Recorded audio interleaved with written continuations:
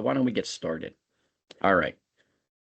So, welcome to this month's MCSTAP webinar. This is the Massachusetts Consultation Service for the Treatment of Addiction and Pain. We have a monthly webinar where we talk about cases that are relevant to patients and to people, physicians and other practitioners that are caring for patients with SUD and chronic pain. Today, we're very, very lucky to have one of our local experts, Dr. Ellie Grossman, who is from the Cambridge Health Alliance and is affiliated with Harvard Medical School. She'll be talking to us today about chronic pain and SUD in a practitioner spotlight. I've asked her to give us an hour of her clinical wisdom.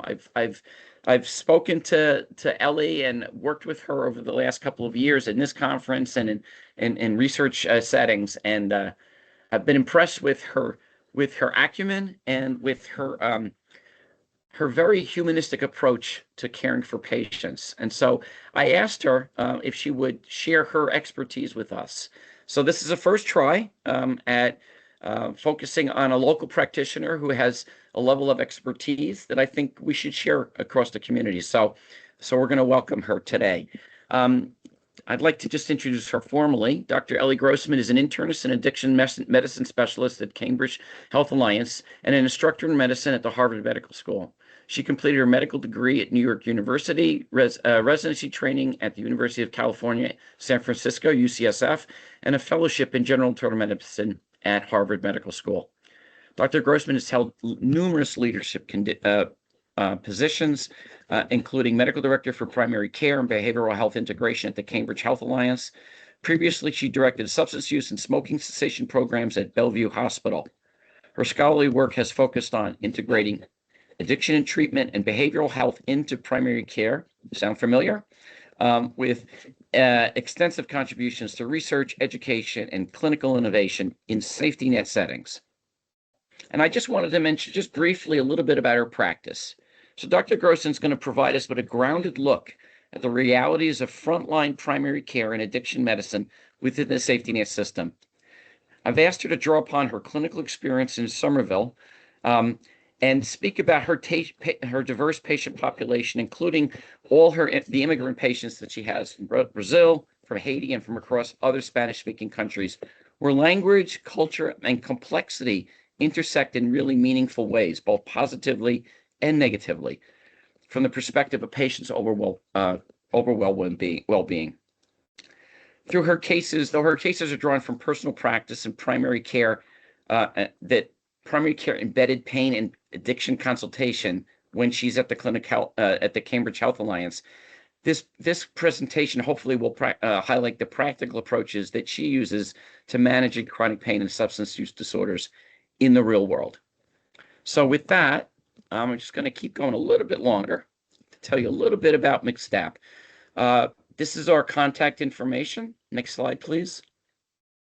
So what is MCSTAP? MCSTAP is a program which is designed to support clinicians increasing their capacity and comfort in using evidence-based practices to screen, diagnose, treat, and manage the care of patients with chronic pain and/or SUD.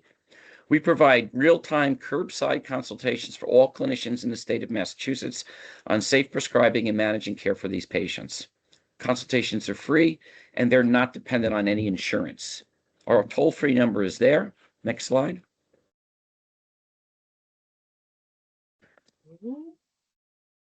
There we go. You can get live consult over the phone. We can provide support around treatment of patients on MOUD, both prescribing buprenorphine and naltrexone, as well as on long and short-acting opioids when you're dealing with patients that have chronic pain. We can help with treatment planning, medication changes, both in the beginning or the end of a treatment course. Well, we can help change or modify treatment plans for very complex patients. We can go through all your patients in your system that you care for if you'd like to. We can also provide additional consultation on special patient populations. Next slide. Also, we provide individual mentoring sessions, which you can get CME for. They can be done over a 3-month period. We also provide residency training support if you have that at your organization. And we also can provide training to your clinic as well. If you'd like us to come in and speak to your colleagues or to give a session, a webinar session, that we can do that as well. Next slide. I just wanted to mention our consultants. We have 10 physicians who work across the state. They're all in different institutions, but they're all affiliated with MCSTAP. They all have expertise in chronic pain and or SUD. They have experience teaching and mentoring providers, and they're all deeply committed to helping patients and helping you do a better care for patients. And next slide, just a picture to see all their smiling faces to know they don't bite. And we have one last slide, and I think we get to turn it over. This is just a reminder that this webinar, you can get CME credits if you submit for them, as well as many of the other educational opportunities we provide. And all the CME credits are consistent with DEA licensing requirements as well. And with that, I think we'll turn it over. Just a reminder about our website and how to reach us. On the right, you can actually put a request in electronically, and somebody will reach out to you, so you don't even have to make a phone call. And with no further ado, I'm going to turn it over to Dr. Grossman. Excellent. Everybody hears me, I hope. You're coming loud and clear. Excellent. So quick review of the learning objectives, which are fairly general: to learn things. And just to say again, I have no conflicts of interest. So this setup conference was sort of designed to be somewhat informal, case-based. And as Chris shared, these are very, very real cases from within our Cambridge Health Alliance system. Some people listening, if they work with me at CHA, may even be familiar with the cases. I am lucky enough to work with some colleagues doing a sort of MCSTAP type of program we have within CHA, where we provide in-house consultation services to our colleagues in primary care. So it tends to be the more complex pain and or addiction cases that I've picked from for today that seem to have something interesting to share. I learned something, and perhaps all of you can too. So to get us started, so case number one, this is a 37-year-old man.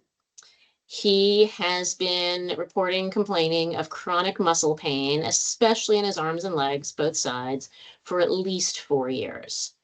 I admit I didn't fully go back in his chart past approximately the 4-year point, but it wasn't actually really new then. And he describes it as this achy feeling, he says mostly in his joints. And when you ask which joints, he mostly names the larger ones, but also the low back and the hands. And this pain kind of comes in waves, and when he's having a flare of these pains, it just feels like he wants to do nothing. His limbs are made of lead. If he's trying to walk just in his neighborhood to do some errands, he comes home woefully tired, can't get out of bed for a day or two. And even on days that he's not having one of these notable pain flares, he just sort of says, like, I feel more tired than other people do. And I wake up and I just feel like I didn't have a good night's sleep. I take a nap, it doesn't help me. And the other symptom that he describes is he sort of says, a reasonable chunk of the time, he feels older than he is because he feels like he's somebody who has to take it very slowly when he's getting up from a chair up to standing, because otherwise he gets dizzy. And he remembers his grandmother having to do that when she was older. So most of that is his chronic symptoms. All of these things have gotten worse, unsurprisingly. In the last few months, he has an 8-month-old baby. And yes, he has a partner at home. They are sharing care of this baby. But as we can all imagine, the 24/7 needs of the baby make all of his symptoms feel worse. And we see him in the office, physical exam, and our exam recently was very similar to pretty much all of the other exams reported over this 4-year time period. There's no itis in any of his joints. Nothing is red, hot, warm, swollen. Not in the areas of pain, not in the areas without pain. And on our exam, really, there wasn't even any tenderness. And he looked a little tired, but otherwise okay. There were some previous exams where he'd had some tenderness, most particularly in his bilateral forearms, also his thighs and his lower legs. Along the way, as one might imagine, being seen for these kind of symptoms in primary care over 4+ years, he's had many, many lab tests done. In general, they have all been unremarkable. He had one blip of an ANA at 1 to 80, which some would call not even positive anyway. Repeat that was like solid normal. And on talking to him recently, when we saw him, he's currently taking duloxetine, and occasionally he smokes cannabis and denies any other significant substance use or supplement use. So that's the story. That's our gentleman. I'm going to hit pause for a moment. If anybody wants to shout out loud, drop in chat, whatever, what's our diagnosis?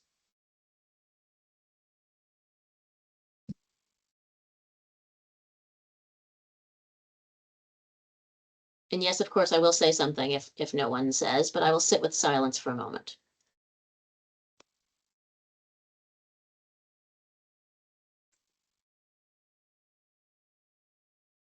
Okay, I'm seeing fibromyalgia, POTS, Lyme, long COVID. Yeah, so I didn't mention any history of infectious diseases. He doesn't, like many people, he thinks he's probably had COVID at some point in the last few years, but nothing notable. And he'd had Lyme serologies done at some point. They were negative. So most likely diagnosis here, probably currently, and even if you track back to the beginning of the story 4 years ago, one would say he meets criteria for fibromyalgia. This is one of these diagnoses that I confess makes many people in primary care and maybe in other places in healthcare kind of get a little squiggly feeling in our stomach. And that's okay, just to say out loud. We often think of this as a diagnosis of exclusion. It's people who come in with miscellaneous sorts of complaints that we find we think we want to help, and they're hard to help. Current thinking around fibromyalgia, and the citation here is from a relatively recent and fairly good review. It's thought to be a disorder, basically a central suprasentorial disorder of pain regulation and central pain sensitization. Characterized by generalized pain for at least 3 months, fatigue, all manner of sleep disturbances, brain fog, other types of cognitive problems, and then a wide array of other somatic symptoms. And if you want to be academic-y about it, there are in fact diagnostic criteria for this disorder, which is useful because we think of it as a diagnosis of exclusion. So it's nice to actually be able to just name it for what it is. There's 2 different diagnostic criteria floating around out there: American College of Rheumatology, they base it, and the American Pain Society.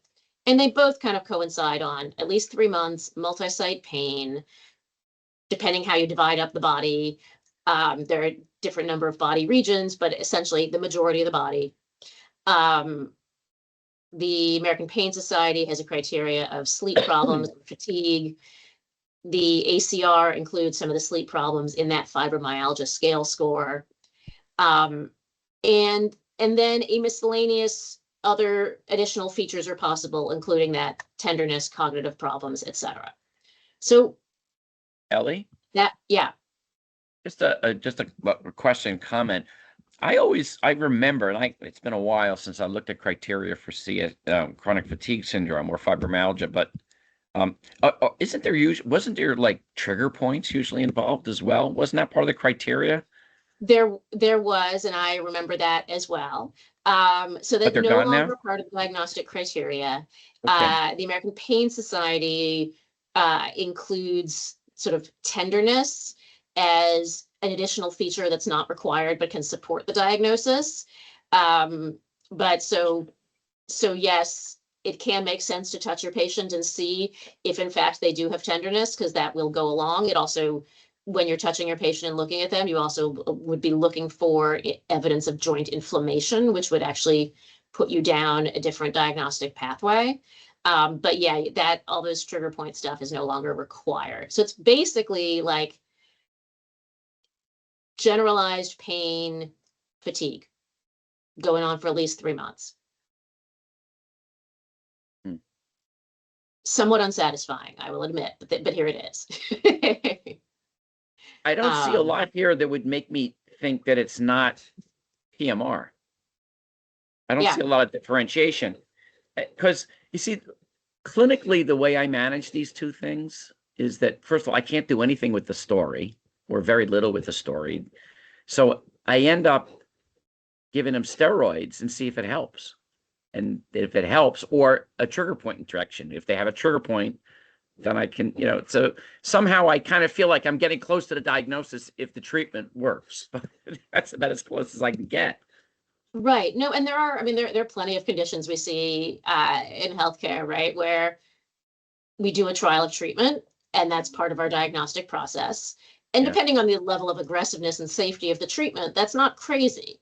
I think one key differentiator, as one of, I didn't notice the name, but someone dropped in chat, is age. He's 37. That would be atypical for PMR.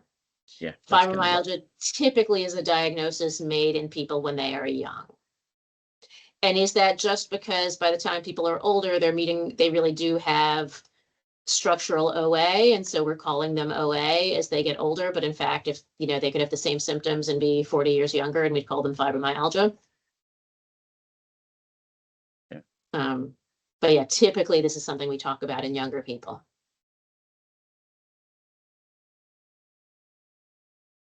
So fibromyalgia, again, a diagnosis that we often have, that we may live with some uncertainty about for a while. I think when I see patients with this disorder, it may cross my mind at a visit, and then then maybe we'll do some diagnostic testing, maybe we'll do a trial of some treatment. I may not even say that word to the patient for a little while. I'll sort of just keep it at the back of my mind, and kind of let time play out. I think there are very few of us that are making this diagnosis at that 3-month point.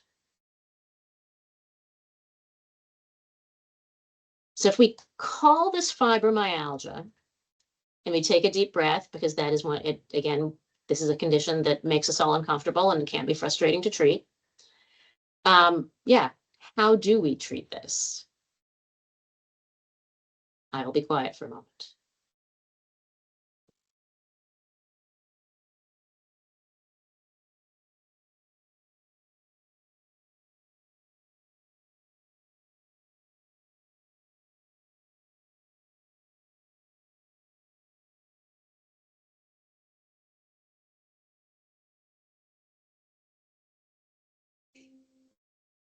I'll start by sort of just sharing my general approach to how I think of chronic pain conditions. I'm seeing, by the way, some stuff in chat about SNRIs, stretching, water. Yes. We'll get to this. So when I think about fibromyalgia, like many other chronic pain syndromes, I think the first thing I want to think about is what are the patient's goals and what are my goals for the patient? Because pretty much anybody that's been having chronic pain for something on the order of months, and we haven't yet found some structural thing, right? Like this is not knee OA, where we can give it a name and come up with a course of treatment and maybe maybe there's an invasive procedure eventually.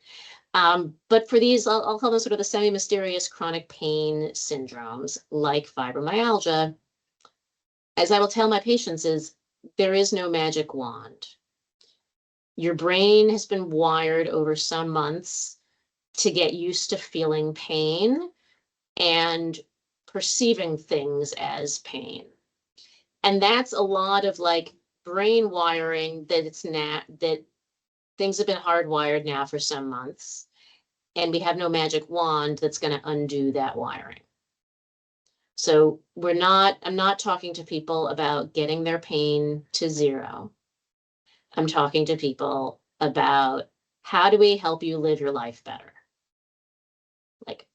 And I'll tell people, you know, I don't have that magic wand. You know, let's be real. I don't want to mislead you.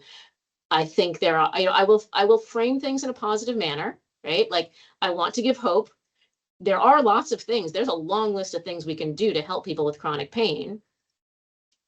And I'm not going to be typically asking their pain score in the moment, and I will never expect that it gets to 0. And I would never use the word cure. The word help comes up a lot, but not cure and not fix. So with that, if I've got that frame of like, I'm trying to help somebody live better without a magic wand, up front and center, I want to be talking about setting goals, you know, and the way I'll ask it is, again, I'll sort of say some line about, you've been living with this pain for a long time. Let's be real. We're probably never going to get it to 0, but I do think we have ways of helping you live better. If your pain was better and you were living better, what would that look like? What do you want to be doing that you're not doing enough of now? And that's the functional goal. And that's what I'm putting in the chart. And that's what I'm coming back to every visit with the patient about, are we working towards that goal? And so for this guy, what he said as his goal was he wants to be able to hold his 8-month-old baby and dance in their living room. He wants to be able to walk down the street, run some errands, and not feel like he has to come home and crash on the couch for 2 days. And he also, just doesn't really want to be spending his time sitting on the couch all day. So again, like, he's being pretty realistic. Like, he's not telling me I want my pain to be 0, but there are things that I want to be doing that I'm not doing right now, and my life is pretty limited. So he said these goals out loud. I've put them in my chart. We're coming back to them every visit. Like, how are you doing? How do we get to these goals? So then it comes to, how do I think both about fibromyalgia, but again, there's an overlap with lots of other chronic pain syndromes. And the first thing I start thinking about in a treatment framework is in categories. So there's the category of non-farm stuff, and then there's the category of farm stuff. And in both of those categories, there's a long list of stuff. Like, I can go through a pretty interesting menu of options with every patient. There's some things that might be, have more evidence for some chronic pain syndromes rather than others. But there's frankly lots of things in both those buckets where we don't necessarily have a ton of evidence about in specific pain syndromes. And you could argue, like, if it seems reasonable and it's accessible for the patient, like, might be worth trying. So again, in this sort of undifferentiated chronic pain syndrome setting, where I'm talking about, like, what's on the menu, what's running through my head, that non-farm option includes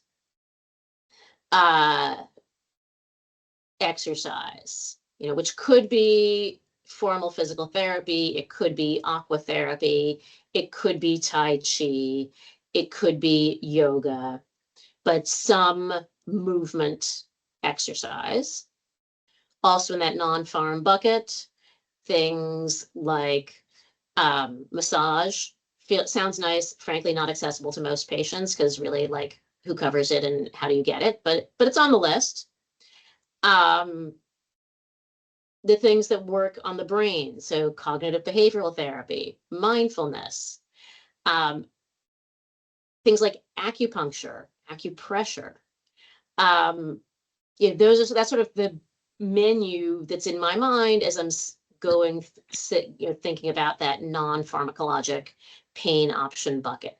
And the reality is, frankly, like, most patients have not tried everything in that bucket. They may have some skepticism, but pretty much there's always something that we either never tried, haven't tried recently, haven't tried for the current set of symptoms and kind of psychosocial situation, and so worth revisiting.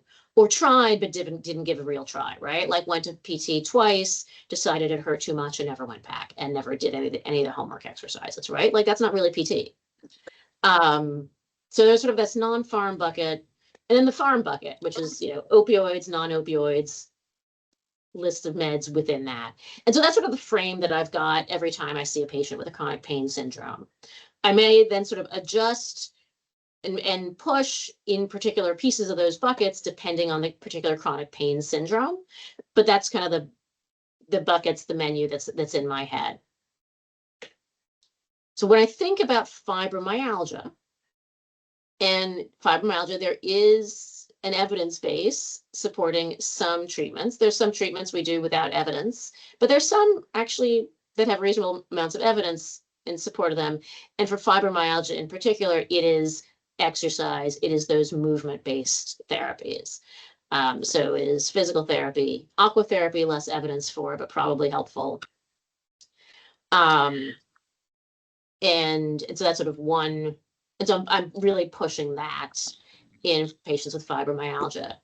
In the sort of supratentorial treatment, there is reasonable evidence, not super great, but reasonable in favor of CBT. So again, I'm usually discussing that with people. And then in the medication bucket, in particular for fibromyalgia, SNRI, so someone in the chat mentioned duloxetine. And so duloxetine in particular for fibromyalgia is the SNRI you want to reach for. The gabapentinoids, and in particular pregabalin. Those are the two with the strongest evidence base for fibromyalgia. Next up is going to be the tricyclics, which has some evidence, but less than the others. So that's sort of the fibromyalgia basics. And then, so this patient, to throw me for a little bit of a loop, looked at me and said, "Doc, I'm in this fibromyalgia group online, and some people were talking about low-dose naltrexone. What's up with that?" And I confess, when he first said that, I was like, you know, I know something about that, but not a ton about it specifically for fibromyalgia. Why don't you start with some of these other things? I'm going to do some research on that one, and we'll reconvene. So, because yeah, like I'd heard like low-dose naltrexone, and that was about the extent of my knowledge of it. So I'm now going to share with you the small tidbits of low-dose naltrexone, and specifically for fibromyalgia, because I think that there is actually something interesting there. In case you're curious, how does it work? Going back to our med school days, right? So it was discovered, so it was noted in studies of naltrexone for other purposes, that when given at low doses, it seemed to increase the activity of endogenous opioids. How, why, not exactly sure, but it seems like it does. And it also seems to have some effects on the neuroinflammatory cascade.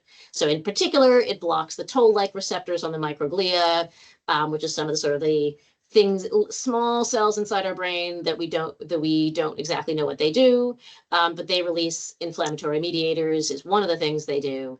And when the low-dose naltrexone hits them, they release less of the inflammatory mediators. And it's thought that that helps with some of these pain sensitization syndromes. So that's the admittedly a lot of hand waving thought process behind it. In terms of actual evidence, besides the chemistry, the evidence is admittedly mixed. So I don't want you guys to leave here being like, oh, low-dose naltrexone for fibromyalgia, let's go do it. The evidence is mixed. So there's one systematic review where they found 7 studies, and this was across multiple different chronic pain syndromes, not like mostly not fibromyalgia. Studies were heterogeneous, patient populations were heterogeneous, no effect. When the same authors looked specifically at studies of fibromyalgia, they found 3 actually fairly well done studies, admittedly small, so total N of 200 people across the 3 studies, but favored treatment with low-dose naltrexone, which is interesting. And the side effect profile is really minimal. Like at this dose, you don't typically get some of the GI side effects that we sometimes see with higher dose naltrexone. There's some reports of vivid dreams, but not necessarily bad vivid dreams, but just some vivid dreams, and most people don't get that. So it's really actually quite well tolerated. So just to say, one systematic review says, yes, we think it works. A slightly more recent systematic review that looked at 8 studies, not just 3, said, yes, it does do something, but it's the same as placebo. So like, maybe there's nothing here. So the upshot here is like, there might be something we don't really know. It seems like it's well tolerated. And when it comes down to it, right, like with patients with chronic pain, living lives they don't want to be living, you know, we have this discussion with them about like, we can try something. It seems safe. It's probably safer than a whole lot of the other treatment options. So like, why not try it? And we go for it. The tricky thing about low-dose naltrexone, in case you've ever used it, usually we use it for treatment of AUD, right? It comes as 50 milligram pills. So this involves a compounding pharmacy. So you have to have a good quality one locally or accessible to your patients. Not everybody does, because there's certainly compounding pharmacies we've all heard bad stories about. But this is the way a prescription would look. So, because you're going for a maximum dose of 4.5 milligrams, typically starting 1.5, and then you go up to 3. So I'm going to pause there and just sort of say, okay, we've talked about fibromyalgia. We've talked about some approaches to chronic pain syndromes. I've nudged a little on low-dose naltrexone. It's just something new for you to go home and think about, admittedly. And in terms of cost, because I'm assuming that most of these compounding pharmacy things are not going to be covered by most insurers, but sometimes you might get lucky with that. It's typically on the order of $30 to $50 a month, which is not nothing, but not $200 or $800 a month either. So again, that's gonna hit different people differently, but worth being aware of. Before I go on to case 2, I'll hit pause. I'm just curious about the compounding. Do you have to use compounding, or you just take multiple tablets? Well, so the only way you can get them from a manufacturer is as a 50 milligram pill, and you're getting it down to a dose of 1.5 milligrams. So this is just one of these things. There is no way you or I or any of our patients can possibly grind a 50 milligram tab into something that's 1.5 milligrams. I missed the decimal point. Yeah, and all those studies of low-dose naltrexone basically top out at 5 milligrams a day, and often for treatment, there's efficacy with less. So yeah, you really there's no way of doing this at home. Maybe you could just have the patient lick the pill. I suspect there are, knowing that our patients do all sorts of things with substances they ingest sometimes, I'm sure there are people who have licked those pills, but it's not something I typically recommend. No, it'd be hard to control the dose. Yes. Crazy. Yes. The questions, thoughts? I'm curious if it worked. So in my N of 1, I try to stick to evidence-based practice. In my N of 1 experience, he was really happy. And like started hitting some of those functional goals. I didn't hear about dancing with the baby, but we did hear about going out for brunch in the neighborhood, coming home, and then like being able to still kind of like function at home for the rest of the day, which is different. So you've got me very intrigued. But you yeah, got no, me stuck again, on. This is an N of 1. I've talked to a handful of colleagues who each have, some similar N of patients where they've used this.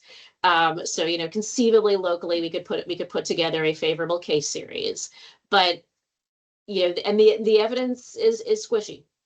But the only problem is the compounding pharmacy. To be honest with you, I've had trouble. I've had I have a guy with a G tube. To get this guy liquid omeprazole is like, it's like trying to get somebody to the moon, and the guy has no other options. So whenever it comes to compounding, I'm always afraid.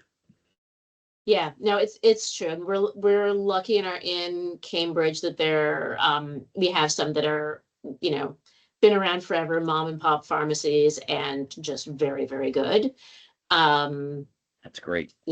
If you go Google online, you'll find any number of these places, some of which are good and some of which are less good. If you're in the Boston area, Inman and Skandarian and Cambridge, they do deliver. I don't know how wide their delivery radius is.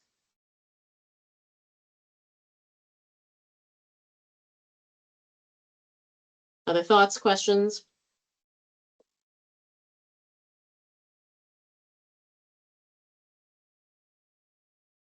I'll go ahead to case 2. Sounds good. So different flavor here. So 38-year-old woman with a history of hypertension comes in to see us with her mom. And specifically her issue is, I don't want to be vaping. Like that is front and center her main health concern, which frankly, how often do we see somebody presenting with that as a front and center health concern? It's kind of nice. And the story is she when she was younger, starting in her teens, growing up in Brazil, she started smoking good old-fashioned conventional cigarettes. About 5 years ago, so in her early 30s, she switched to e-cigs, and she really hasn't gone back to conventional cigs. She uses 2 different brands, the Cravex and the Eris Neo, in case you're curious, both around 3% nicotine. No flavoring, and she's using it multiple times an hour. She typically buys one that has 40,000 puffs on it, and it lasts about 20 days. That is like hundreds of puffs in a day. And what she says is, I like the smoke and the taste. So I say smoke in quotes, but the vape, she used the word smoke and the taste. She thinks it helps her deal with stress. And, even though the reality is we actually don't know a ton about long-term health effects of e-cigs, she has some worries about the long-term health effects of e-cigs and says, I don't want to have a heart attack. And I can't really tell her, no, it doesn't cause heart attacks. We don't think it does, but we don't really know because we just haven't had people around long enough to get heart attacks related to these things. So, I certainly have some health concerns about whatever it is she's inhaling. So if she's going to be motivated around long-term health effects, I'm not going to sort of quibble with that, really. And she tried on her own to quit the vaping in the past. She lasted about a month, and then something stressful happened and she went back to it. So she's here in the office saying, Doc, I'm worried. I want to stop the vaping. Diagnosis, I'm not going to dwell on this one. Nicotine use disorder. There is no such thing as vaping use disorder. So she still would fall in the category of nicotine use disorder. This may evolve with the next iteration of all of our diagnoses. Now, my question, what do we think of her use of e-cigs? Are we worried? I was a little worried. Are we worried? Are we not worried? She's on an incredibly high dose of nicotine. She's using a lot of it. So I don't know what the long-term effects of extremely high dosing is. I mean, I think it's high dosing based on what you said. But if she's smoking the equivalent of,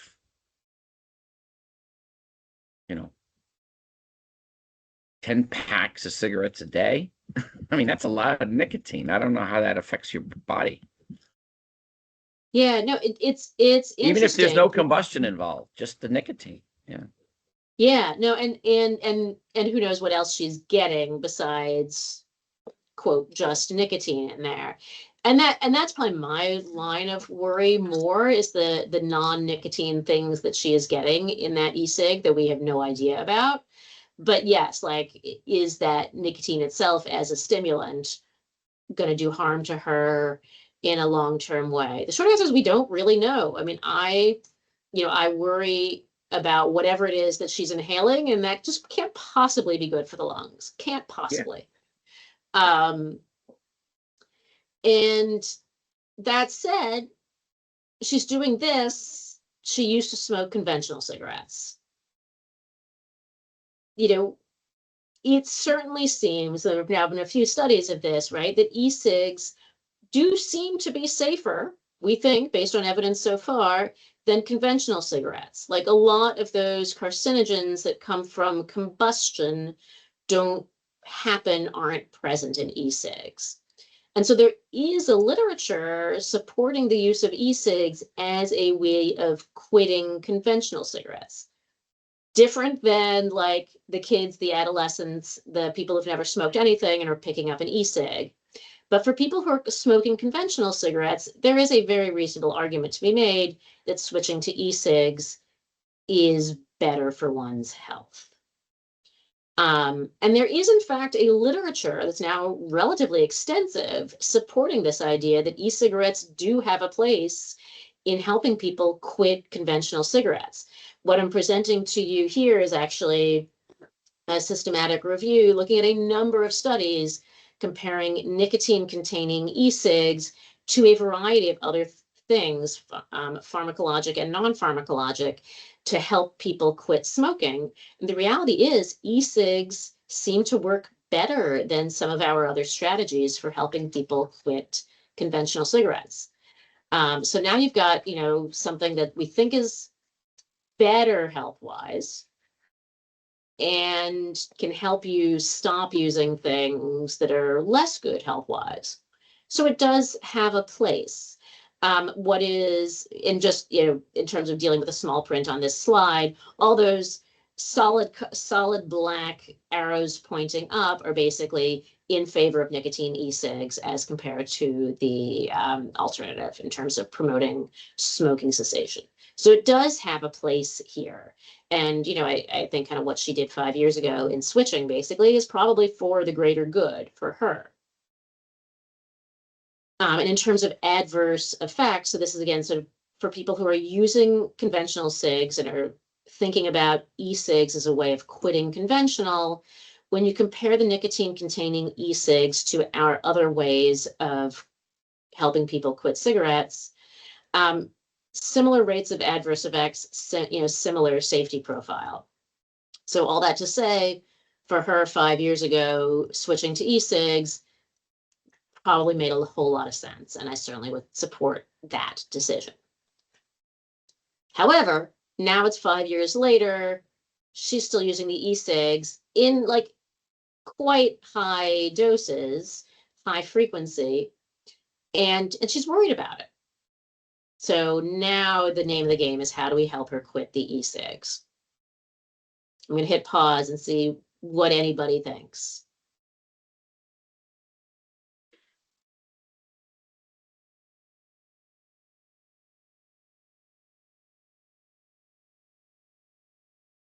I'm seeing NRT slowly taper. Yeah. I mean, the short answer is because e-cigs are a relatively new product, there's not a ton of literature telling us how we should help her, but there is some literature. So, and what's been studied is basically all of our usual pharmacotherapy and behavioral strategies that we use for conventional cigarettes, people have tried to use for e-cigs. And the citation here is for a Cochrane systematic review on this topic, for those of you who want to dive deep. But the upshot in terms of, okay, what am I going to leave here with today? The strongest evidence is for varenicline, goes by the brand name Chantix, which, varenicline is also performs slightly better than all of our other ways of helping people quit conventional cigarettes. So maybe it's not such a surprise. It seems to perform the best, or at least has the strongest evidence in helping people quit e-cigs. NRT, evidence not really there. Bupropion also. That doesn't mean they don't work. It just means there's not a ton of evidence. And so far, the evidence would kind of swing negative. And then in terms of the behavioral strategies, counseling, et cetera, I mean, a couple of studies of youth using counseling via text that seems to have some efficacy. But again, not much out there, not much known. Will we know more in 5 or 10 years? Hopefully. One worry, because there is that if we help people quit e-cigs, are they then going to pick up conventional cigarettes, which we tend to think would be worse. And we have that worry, certainly for people like this patient who used to quit, used to use conventional cigs. And then also for people, especially youth, who never used a conventional cigarette, went straight to an e-cig. If we help them quit the e-cig, are they going to land up doing something that's even worse? And the answer is we don't know, because that's kind of like a long-term kind of follow-up kind of question. And so we don't really know. It is a worry. It is something to keep your radar up about. And then as we're talking about e-cigs, and again, I'm putting this out there as like, if you're thinking about helping somebody reduce harm from things they are smoking, I would rather have them vape an e-cig rather than smoke a conventional cigarette. I do not recommend this to people de novo not smoking anything.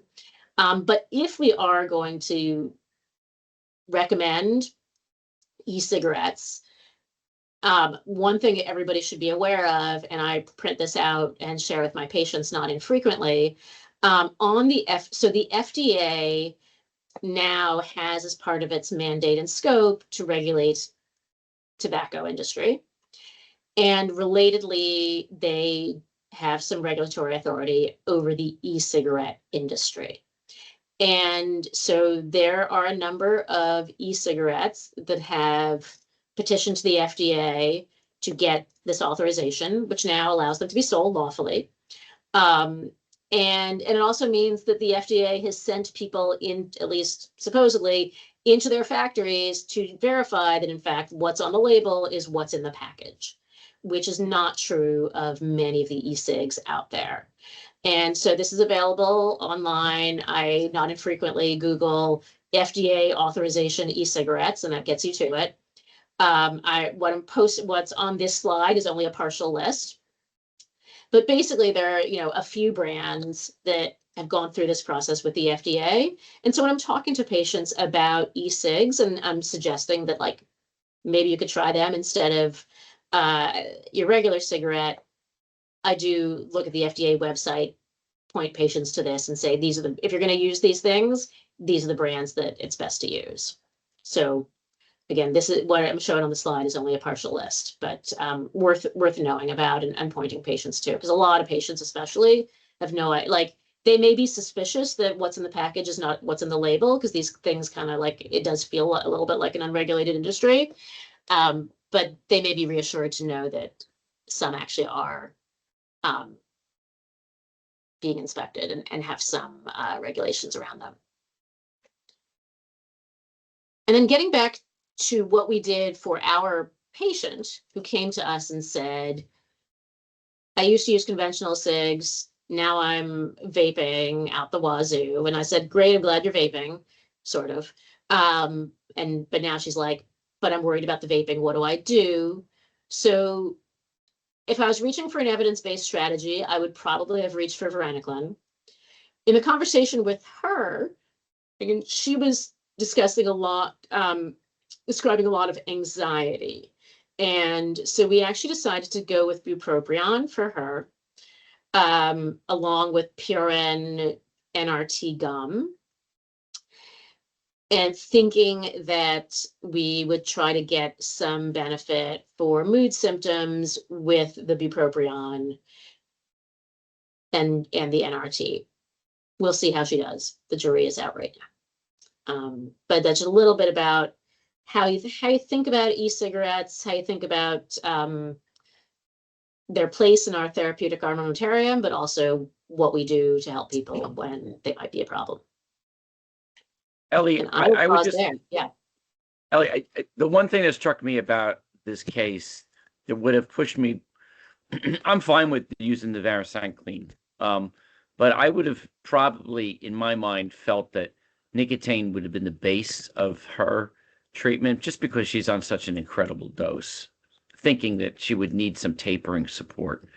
But this is a very interesting way to approach this. So thank you. Yeah, no, yeah, I mean, again, this, like everything else we do in medicine, right? It's that back and forth discussion with our patients and what do they want to do and what are they worried about. She liked the idea of a medicine that could have some effect on mood. And so that was sort of a buy, and she liked the idea of a pill. And so that was kind of the angle with like, let's run with bupropion. And we gave her the PRN NRT on top of it for the breakthrough cravings. Can I ask you another question? Yeah. It may not be, it's not applicable in this specific case, but do you, and if you do, how do you use nasal sprays in helping with cessation? What's your strategy? Like the nasal NRT? Yeah. Yeah. I use it rarely. And so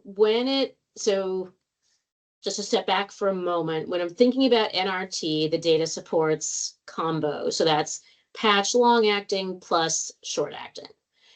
In that short acting bucket, we've got the nasal spray, we've got the gum, we've got the lozenge. We used to have the oral inhaler. We don't have it anymore. Maybe it'll come back someday because it was really nice. The gum and the lozenge, most patients are familiar with. They're available over the counter. They're covered by Mass Health and some other insurers.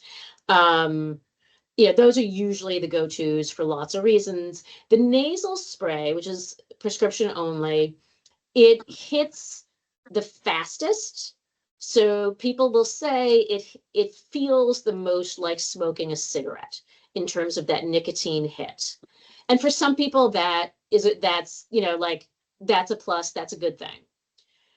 The problem with the nicotine nasal spray, aside from the fact that many insurances require prior auth, is that the rates of nasal irritation are, even in trials, which the best, most highly selected patients, like on the order of 30%, and real world practice, it's probably more like 50% or even higher.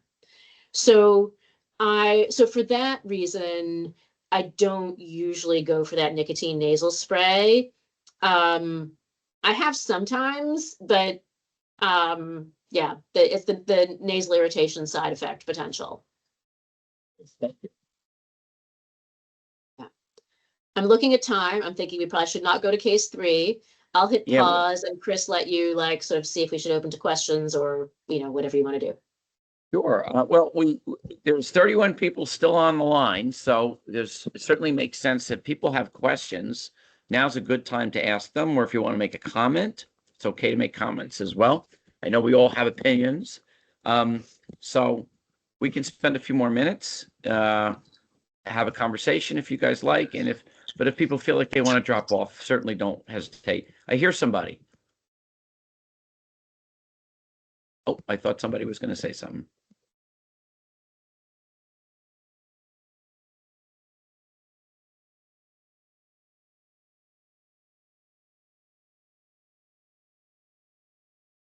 All right. Well, it looks like you've satisfied the crowd. So thank you so much. We really appreciate having you. I like the fact that you went with the chronic fatigue syndrome patient, because I find them incredibly difficult. So that was a great case. Thank you. I think a lot of us are scared because sometimes we hear. I think the one thing that would have been about that case that would have made it more difficult is if you had actually inherited this person on opioids and then having to work your magic with the opioids on board and hopefully try to get rid of the opioids. That would have been a real challenge, but luckily you didn't have to do that. Yeah, no, and I think that's, in some sense, an accident of history, right? Like, this is a guy who's 37. So sort of by the time he was hitting healthcare and complaining of his chronic pain was, let's just say, 10 years ago, probably at the earliest. And by then we were already prescribing a lot less opioids than we were 20 years ago, right? Like, so if I was presenting the version of him that was 57 years old, yeah, the story might be different. Yeah. He's lucky. He's lucky he's young. He would probably be on opioids. Yeah. All right. Well, I think we've just about done it. Thank you all. One last opportunity for questions. If there are none, we're going to let Dr. Grossman get on with her day. Thank you very much.